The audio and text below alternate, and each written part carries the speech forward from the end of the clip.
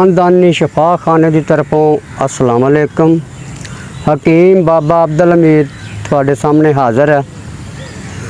दोस्तों बच्चों, ये उन्होंने बच्चों वास्ते उन्होंने लोगों वास्ते ये वीडियो है जिन्हां दी टाइम नहीं हैगी, किसी भी वजह तो टाइम ख़त्म हो जाती है, वो मनी पतली हो जाती है, उस वजह तो ये थानू नुस्खा दे रहे हैं।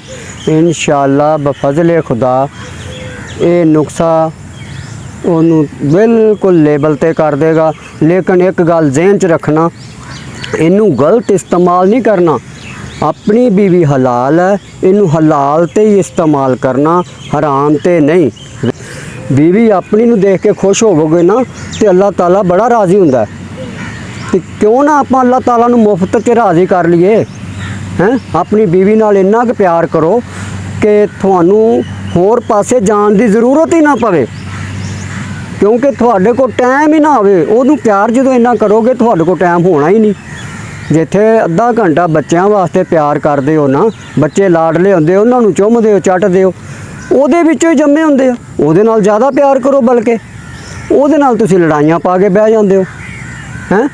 कदी खर्चे पिछे, कदी वैसे, कदी कोई बहाने ला के नहीं। उहदे नाल प्यार करो। बीवी जिहड़ी है ना, ये गलत लोग कहंदे आ पैर दी जुत्ती है। बीवी दे विचों, औरत दे विचों अल्लाह ताला ने नबी पैगंबर भेजे आ।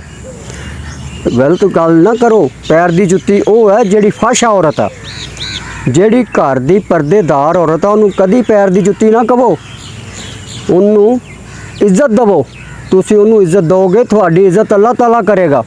वो थोड़ी हर बंदे च इज्जत बना देगा। बाहर जाओगे, अंदर जाओगे, यारां दोस्तां जाओगे, अल्लाह ताला थानू ओदी इज्जत बरकरार कराएगा। क्योंकि अदले दा बदला रब किसी दी मजदूरी नहीं रखदा। ये मैं थानू अमसाकी दा नुस्खा दस रहा, क्योंकि ये आम नुस्खा दसन वाला नहीं है। क्योंकि लोग गलत इस्तेमाल करते हैं, लेकिन नहीं, ये गलत इस्तेमाल करना नहीं। क्योंकि ये जे तुसी गलत इस्तेमाल करोगे, ये नफ़े नुकसान दे तुसी जिम्मेवार होवोगे। नुस्खा सिर्फ 3 चीज़ां समझे, 3 चीज़ां तो इन्हां दा कमाल बड़ा। कहंदे बाज इलम तो करे फकीरी ते काफर मरे दीवाना हो।